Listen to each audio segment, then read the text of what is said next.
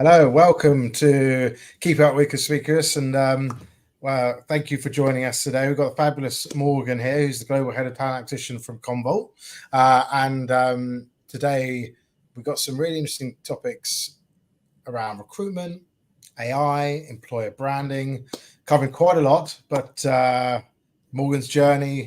So we're going to cover quite a lot today, but lots of hopefully really useful snippets for anyone who's in the talent space or in the IT space to hopefully take away, and maybe some tips that would be really good for other companies going through a similar situation in regards to talent acquisition. So welcome, Morgan. Welcome to the podcast.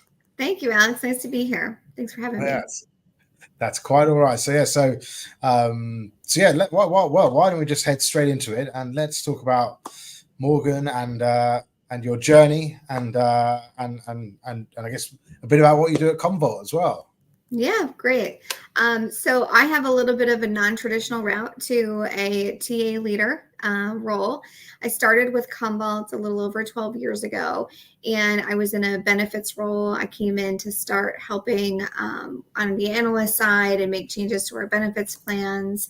And we were a much smaller company then, and we didn't have an HRIS system or certain processes in place. So I moved into an HRIS type of role and helped build some of the tools that we use, and we're able to get all of our people in one platform and really start to be able to report on that information. And that's really important as an HR professional. And then I had my first child and I was like, I don't think I want to do that anymore. What opportunities do we have? And Commvault's been great at letting us raise our hand and volunteer for opportunity.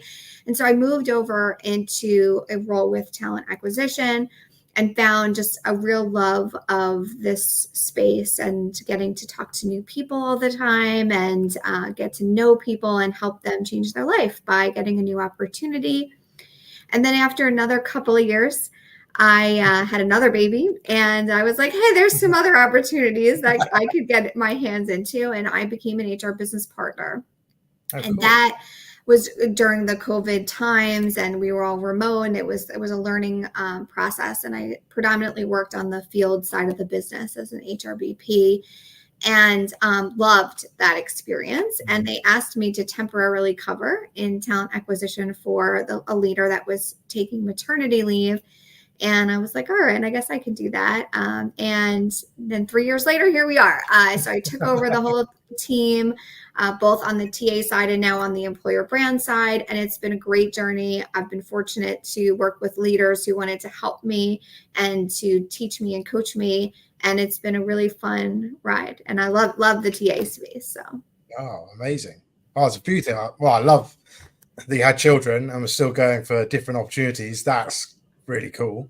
Yeah. That you was going, weren't sort of, just resting on your laurels. You're going, oh, give me something new as well. Even when you got, I know what it's like. Motherhood changed you. So, for me, it was, there's more things I can do. Like, what are they? Let's raise my hand. So, yeah. Oh, I love that. Yeah, that's great. So how big were Commvault when you started then? Because 12 years ago, it must have been a very different scale of company, I guess. It was very different because we didn't have an HRIS system. I can't tell you exactly how many people we had, but I think we were about 900 and we're just about 3,000 now. So we've grown a lot over that time. We've also invested in a lot of products in different areas of our portfolio. So the business as a whole has changed tremendously since I've been here.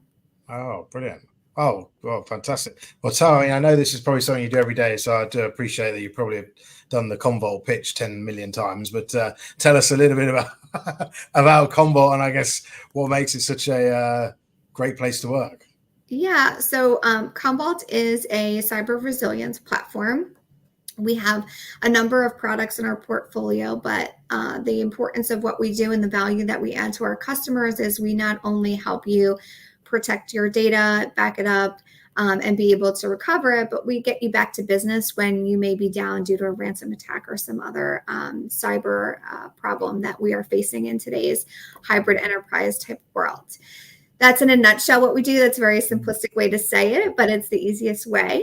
And what makes us special to work for is the people that work here. I've had the tremendous opportunity to work with great people, some of whom have become dear friends of mine in the 12 years that I've been here. And we lean on each other. We help one another, whether that's with a project or some sort of work, but also on the personal side. I broke my foot a couple of years ago. I tell this story to people all the time. And the amount of DoorDash gift cards, messages, ice cream deliveries, you name it, to keep me and my family up and running when we were down and out was tremendous. And you don't find that everywhere. So I think that's the biggest value proposition we have at Commvault. Oh yeah, well that's amazing. Yeah, well that's fantastic. It's always the people, isn't it, the making, especially when you're, obviously personal hard times like breaking your foot, and the whole company, it's always ups and downs, isn't it? So it's nice when you've got a nice supportive team around you. So that's brilliant, and that's fantastic, and obviously why you've grown so much, I guess. So yes, because you're able to attract great talent. So. So I mean, tell me, because I know we had a little bit of discussion before we had this call, and I know one of the things you're really working on is, and this is something that I think will be really interesting to a lot of companies, because it's about employer branding, and how, I think you mentioned that some of, you approach candidates on LinkedIn and other areas as well, and obviously, most people probably haven't heard of Commvault before. I'm sure 99% of people haven't heard of Commvault before, and it's how, and I think you're saying, like, if someone from Nike reaches out to you, obviously you know who Nike are, or if someone from Microsoft reaches out to you, who Microsoft are.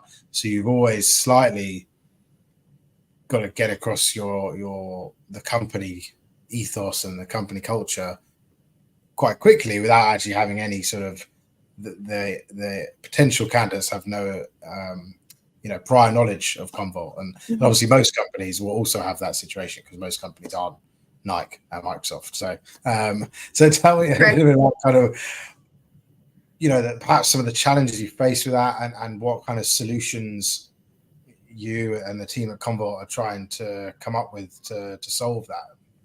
Yeah, thanks for the question. One of the stories I tell to people all the time who really don't know the employer brand space or not sure why it's important is this. A couple of years ago, the candidate market was very candidate driven. It still is to some extent today, not as much as it was maybe 2 years ago before the tech layoff were happening. But if you are on LinkedIn on a given day, depending on your background and your skill set, you can receive anywhere from 0 to 25 messages from a recruiter, right? Like it could vary that much. So what happens in our day-to-day lives, especially if you're remote or if you have a desktop or laptop, I should say, type of role, is you get all these emails coming in and you're trying to decide, am I having a bad enough day to look at this email, number one, and consider what the art of the possible is for my future? And then 2, your expectations of your companies have changed, and what you value in the company you're going to next may very well be the tech or the product they serve, but more importantly, it's their company culture and what they stand for, because you spend a lot of time in the hours that you work at your work. So imagine your tabs across your screen, they're 40 plus if you're anything like I am, and then you're busy, but you get this email and the job is intriguing, but you've never heard of Commvault or fill in the blank company, because a lot of companies, to your point, have the same problem. And so you have to then say, all right, the job is interesting enough, I'm having a bad enough day, let me look at who Commvault is. You need to be quick, searchable, easy to find, and get a quick pull at somebody's attention in order to keep them continue to be interested and and to opt into potentially having a conversation. But if you don't do that quickly, you run the risk of somebody opening the tab, getting a phone call, doing other things, their computer restarting overnight, never reopening that tab and forgetting all about you. Mm-hmm. And that really does happen all the time. And so over the couple of years that I've been in this role, and predominantly over the last year since I've taken on employer brand and really putting a focus to showing not just our product and services, but the people and the faces behind the product and services, Okay. we've increased our in-mail acceptance rate from roughly 28% over that time to about 45%.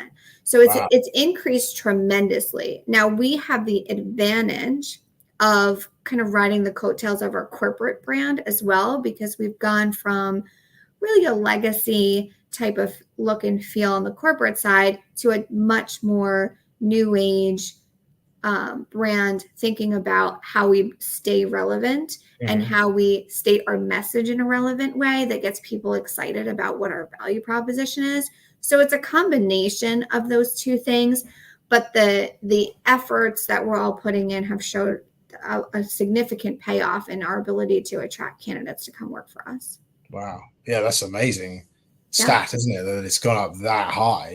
That's incredible. So how do you is that due to changes that you make, on the actual in-mail you're sending? Is it due to, changes on the branding on the website? Do you think that people become more engaged? What do you think the actions are that have made that? Because that is really significant, very impressive. So, what do you think has led to that sort of change in people's response rate when they've gone, oh, okay, they like say, let me hear more about Commvault and what they do? I think it's a combination of a lot of things. One of which is how we're showing up. So our website was changed. We made some increased attention to the flow of that, the videos that are on it. What are the people saying? We've also made a conscious effort to drive more social campaigns around people. So at least a bit of content every single week is relative to Commvault Life. So people-focused content, and we're throwing in some fun things. Like during Father's Day, for instance, we did a dad jokes campaign. We also have done things around cats and dogs and families. From that standpoint, we're working on something for World Smile Day, because people resonate with other people. So seeing others, that's helping. And then thirdly is on the in-mails themselves. We have seen LinkedIn came out a couple of months back with AI ability to help you write an in-mail. So we've seen, and I don't have the stat with me, I apologize for not having that, but we've seen an uptick in our response rate on those that begin with AI assistance. So and I would recommend that if anyone's using AI, that they are reading it and validating that the human is coming through. But it does help you to start to personalize messages in an efficient way and saves time for the recruiters. And we've seen that that's paid off, and people are responding to those that have started with an AI generated message. So it's a combination of all of those things. And it takes a lot of effort to really start to put focus to these things. And it doesn't happen if you don't have a plan. Yeah. Well, that's really, I mean, that goal that I'm guessing the LinkedIn sort of percentage acceptance rate was how you decided at the start of this kind of project, I guess. Was that kind of your metric that you thought, if we can get that, that's our proof that it's working? Yes, it's one of the metrics. We've also looked at followers. So the LinkedIn page that we have has increased from 135,000 followers in January to about 152,000 now. That's our corporate handle. But again, focus and initiatives, we had two. We had LinkedIn Commvault and we had LinkedIn Commvault Life, and same on Instagram and so forth, that we're merging them together. So all content that's generated from Commvault comes from one alias. And then we are using the hashtags to drive the searchability so that, again, it allows you to have a quick and easy way to find the information that you're looking for and be able to impact someone's decision-making if they want to take the conversation or not. Yeah. Oh, wow. That's amazing. Yeah. And I think actually we had a talk with LinkedIn ourselves earlier this week, and the followers, I think is really key, isn't it? And I think for anyone listening to this, if you're thinking about how I can't remember the exact stuff, basically the percentage increase for when someone follows your brand, for them likely to respond to an email is very significant. So that follower piece that Morgan's talking about there is so important, because it's the idea of it is that everyone's so much more engaged with you as an employer, so that when you do have, I mean, it works for many things, but particularly in the talent space, which is where Morgan and I sit, that's so important, because they already know you. They know Commvault, they know us at Conspicuous, for example. They're engaged with our brand, so the likelihood of them accepting an email or a reach out of some description is so much higher, because they've seen our content. Of course. And our content's okay, and of interest, then they'll continue to look at the content. But yes, it's significant, and the investment LinkedIn's made into AI has been tremendous. And in the way that the emails can be written, as you say, you don't want to write it all with AI. You also always want to put your own touch on it, but like you say, it gets you off to a great start, and then it just gives you the ability to, then you can personalize things once the AI is written quite a bit already for you. Yeah. It is really, and also the metric of LinkedIn response rate is very well monitored on LinkedIn. So that email percentage, if you have, I think pretty much all of the LinkedIn packages, but effectively you can monitor that very closely. So if you ever want to set yourself a goal of our email percentage is this, we want it to be this, that's quite an easy thing to do. Yes. Yeah. It's been very good at that. And I also love the dad jokes idea. Me too. It was fun. It was a good time. I've seen, I will tell you, even with the dad jokes, when it's not accompanied by a people picture, it doesn't get as much engagement. So we've really focused on the people side of things. So like any other company, we use Hootsuite and Amplify to get our teams out there sharing our messages on a corporate side and the people side.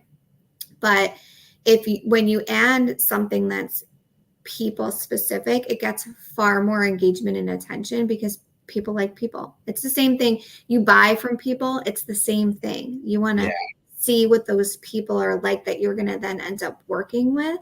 And like I said, the people at Commvault, they're special. There's something great about the people who work here and their attitudes and the DNA that comes in those folks. So we want to get that out there as much as we can. We've also launched a Vaulter Ambassador program, and it's a culture influencer. Influencers are everywhere these days. And whether you want to buy clothes, whether you want to buy a house, whether you want to buy music, whether you fill in the blank, right? Like a restaurant, those influencers are out there.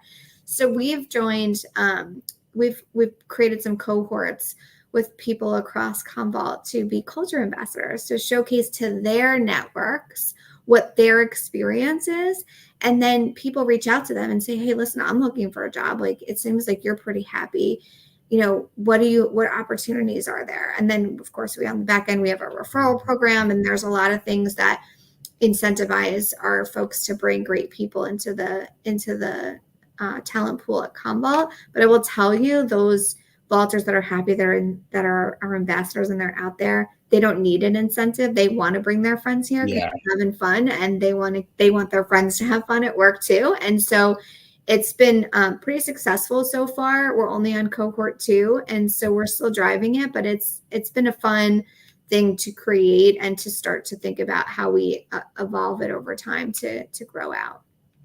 Yeah. Oh, that's brilliant as well. Yeah. Because I think, again, most companies offer a referral program of some description, but I think that ambassador piece, perhaps less so, where you're able to identify within the business who's brilliant at that kind of thing. Because not everyone does it, but some people, as you say, are brilliant influencers and are just great networkers, and that they're the people that you want to be, promoting your organization. So, right. And they have to opt in. They have to opt in. Like they have, we ask them, we invite them, we curate some content that could help them get started. We give them some learning sessions. So they have to opt in. So that means that they want to participate. So it's been fun. It's good to see how it's evolving. It's certainly not a perfected process yet, but it's something that we're growing out. Yeah. Oh, perfect. Brilliant. And that's really fantastic. And I think, and again, I think we were discussing this as well, weren't we, before we did the podcast? And you mentioned kind of the international side of things, and remind me where Commvault operate, obviously in North America, but whereabouts do you operate out of? Yeah, we're in about 23 countries, I believe, last I checked. So we're across most of EMEA, India. We have a pretty large footprint there, and then the APAC region as well. So we are truly a global company. Oh, wow. Okay. And do you, so just on the talent side then, do you recruit, does your team in North America recruit for EMEA, or do you have a team in EMEA that recruits for EMEA? That's a great question. So I have a team that covers the globe, and I have people in each one of those regions. However, we do have pockets of centralization. So most of our Americas team is in New Jersey. Most of our EMEA team is in the UK. In India, most of the team is in Bangalore. Based on where the offices are, I have someone that's out in Australia, covers most of APAC. But what we've done, and that's why it's a great question, is I'm really trying to get the team to be more global too. I didn't have that opportunity as an individual contributor, but I think it only helps foster a greater opportunity. Recruiting is recruiting. Doesn't matter where you live, the process is the same. What changes when you move out of the country are cultural norms, expectations of the during the process, so whether something goes fast or slow, and thirdly is the offer letter process. Outside of those three things, people having a conversation and talking about the job and asking the right questions remains the same.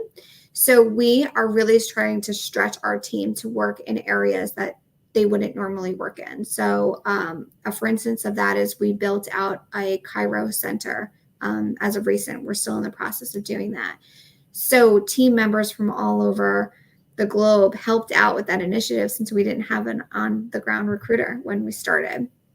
And so it's things like that that have increased their knowledge, their global and cultural understanding, and made them better recruiters at the end of the day. And I really believe in that expansion. We just did also this morning, actually, a cultural intelligence training for the teams to continue to be able to do that. And I think it really does help our recruiters just have a different level of understanding and compassion and empathy for their counterparts and one another. And it's been really successful so far. So hopefully we'll continue to see that. Yeah. Oh, that's brilliant, isn't it? And I guess it's also something that your team really enjoy because it's something different, So not only is it the learning piece, but I guess they, most people would be really excited about working in a new environment. So suddenly, build a team in Cairo. What a fantastic... I will tell you this. It didn't come without its hardships. Like it's a lot of learning when you have to take over a new country, and we didn't have even leaders there to give us that type of information. So it's not easy, but it was definitely helpful. And I will tell you, I think I'm a better TA leader having been like an HR business partner. So I think my team is in turn better recruiters having had the exposure and the opportunity to expand outside of their regions, but also in working with one another, right? They don't have to think about picking up the phone and calling a recruiter in another area of the world where that didn't always exist. And so it's kind of fun to see them evolve and grow, and they've leaned into it and they've all really enjoyed the expansion. So it's been good so far. Absolutely. Oh, well, perfect. Yeah, brilliant. And so obviously we touched on it a bit earlier as well, didn't we? We talked about AI, which everyone's talking about. So we're not on our own by talking about that.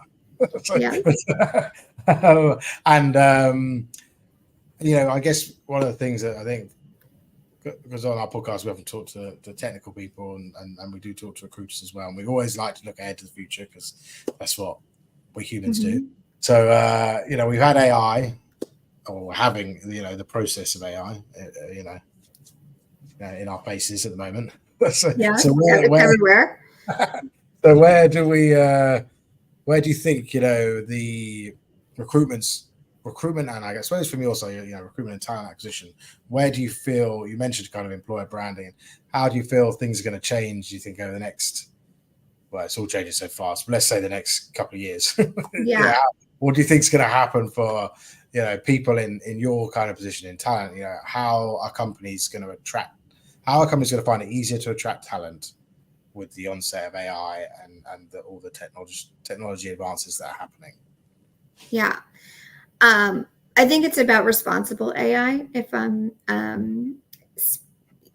I just feel we need to be cautious in how we go forward utilizing AI to do the job of a recruiter. Here's why.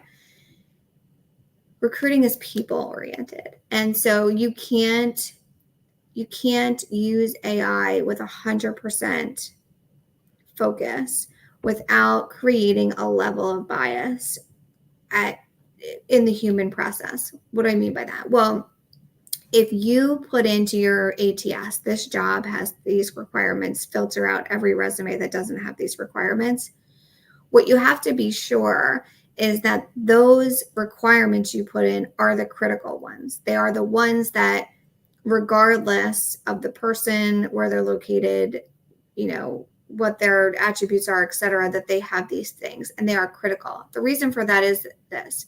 One, every person writes a resume or CV differently. So what somebody considers to be really important to put on their resume and what you consider to be really important may be different. And so the critical skills in there need to reflect that. Because if they're critical, someone would have put them on their CV. Number two is that will then reject a significant number of people and likely your diversity candidates. Here's another example. Women tend to write their resumes in a paragraph form. Men tend to write their resumes in a bullet form. When you see that type of comparison and you put in these critical, an AI may not read through the paragraph and pick out those critical things the same way it would drive on a bullet point resume. Oh, really? And depending on the AI, right? It's still new. It's stuff that we're still learning. But so then you could be looking to hire, more diversity into your team. Let's just say you have a team of 10 and 7 of them are male and you're looking to increase your female diversity. I'm not saying that's right or wrong. It just may be something you're trying to balance out for that specific team. And if you use AI in the way that we're talking right now, you may remove a bunch of female candidates from that process, or vice versa. You can have a team of 10 people and 7 be women and really want to increase your male diversity. Yeah. The same way. And so I think we just need to be sure that the way that we're using AI doesn't stop the people component of this job. I do think if you're thoughtful on your criticality, and I think if you're thoughtful on using things to get you started and work smarter instead of harder, like AI generated messages that you tweak, it will help us do our jobs much more quickly and effectively. But again, I'm cautiously optimistic on how we use it. And the last thing I will say on that too is we've gotten a little bit lazy by using Gen AI. And so if you think about, if you go out to the world right now and do a Google search on job descriptions, you can immediately pick out which ones have been written through Gen AI. The reason for that is because the way that it gives you out the job description will bucket it in these bolded categories, and then they will put things in those categories based on what you're looking for or what you've prompted the AI to do. What is happening is people are just copying and pasting them and putting them on the job board. Yeah. And you can start to see that because if you've done any of these types of AI searches or creative requests and it prompts you, if you don't then take the time to humanize it, it is something you can see pretty quickly when you're out there searching. And that is also something that may either interest or turn off a job seeker, especially if the language is not inclusive. We just went through a whole process of making sure our job descriptions were inclusive with our language to ensure that we were increasingly engaging diverse candidates. Yeah. Oh, that's brilliant. Yeah. No, I think those 3. Yeah, there is a lot. There's so much in it, isn't there? I think one more thing that I I found recently, actually, which is slightly scary. Again, similar to the job description one that you mentioned, actually, that, I think, as talent and recruiter professionals, we're going to have to be increasingly wary of the fake profiles. I think that's the thing that AI is going to make so easy. And obviously at Commvault, you're all basically, professionally cynical. So you're probably very we are cynical, yes. So, but again, we have to sort of be aware that actually, pretty easy now to create a whole persona from scratch that looks pretty good. Yes. Again, isn't really going to do it because you're obviously still going to end up having a team score with them and things like that. But we just need to, that it's more in regards to at this stage, it's more in regards to time and not wasting time. And there's a lot of the ability to create a fake resume, a fake LinkedIn profile, with fake picture of fake person that doesn't exist. It's pretty easy, or easier, certainly. So that I think there's going to be a lot of sort of professional cynicism to really identify, like, is this person a real person? And we're all a little healthy paranoia is not a bad thing. Coming from someone in the cyber resilience industry, but a little healthy paranoia is not such a bad thing. No, I think that's certainly So it's very interesting times. It really is, and it's always changing, and it's exciting, and as you say, a bit of paranoia in there as well. So, but healthy. That's fantastic, and I've got two sort of slightly more light things to discuss at the end. One, because you mentioned dad jokes, and I do love a dad joke, I thought I'd ask you what your favorite dad joke was. Do you have a dad joke? Oh, that's a hard one. Our chief product officer came out with one we did put on a shirt, and he asked, I'm probably gonna ruin the joke, but basically he asked where the thief went, and it said he ran somewhere. And I think that's a very good one. That is good. My one is what was the one? I heard a good one today, but just what do you call an alligator in a vest? An investigator. Cute. I love a good dad joke. And yes, I do love a dad joke myself as well. So they're great. I'm gonna have to adopt your policy of having a dad joke day a month. All right, I take that. We will start trading dad jokes and see who can win. That sounds like a good plan. And then the other question we always ask everyone on our podcast that comes on, which is, if you weren't doing all the fantastic things you're doing at Commvault, if you had your dream job that wasn't in head of talent acquisition, and what would you do? What's your dream job outside of what you're normally doing? Wow, that's a hard question to answer. I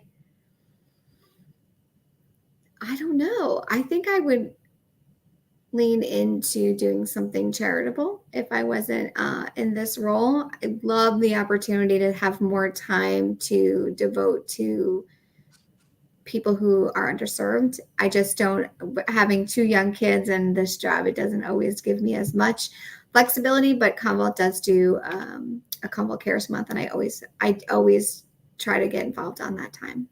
Oh, brilliant. Oh, that sounds fantastic. Yeah, we need more people like you in the world. I don't know. I got to make more time, and then you can say that. So, but everyone has 24 hours in the day, and it's all how we use it. Yeah. Exactly. No, with a full-time job and two children, I know it's pretty tough. So, but yeah. Well, thank you very much. Thank you. Really, really interesting podcast. Some really interesting topics there that we covered. Lots in that, and I hope everyone watching and listening really enjoyed that, because there's loads that I think loads we can learn and loads we can think about. And thank you so much for coming on, Morgan, today. It's really, really lovely to have you on, and we'll catch up soon, I'm sure, in the future. Yeah, that sounds great. Thanks, Alex. I appreciate you having me. Thanks, Morgan. Take care. Bye.